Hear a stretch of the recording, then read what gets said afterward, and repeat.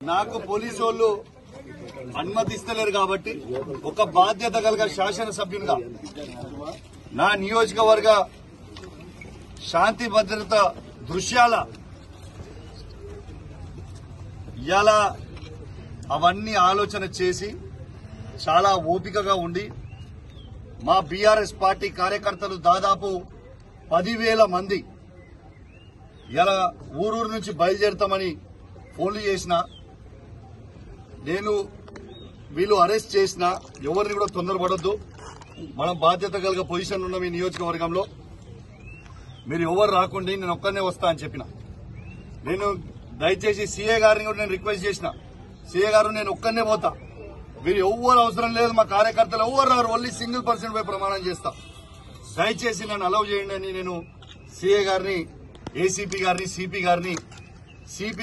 ACP గారిని, CA గారిని, SI గారిని అందరినీ రిక్వెస్ట్ చేస్తే లేదు శాంతి భద్రతల కింద మీరు బయటికి పంపలేము అని వాళ్ళు అంటే నేను వాళ్ళ మాట గౌరవిస్తా ఉన్నా, చట్టాన్ని గౌరవిస్తా ఉన్నా. ఇవాళ ఇదే గుడిగా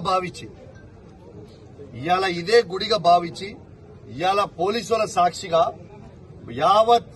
మీడియా సాక్షిగా ఇవాళ ఇక్కడనే స్నానం చేసి మన హనుమంతుని కొండగట్టు హనుమంతుని పట్టం తీసుకొని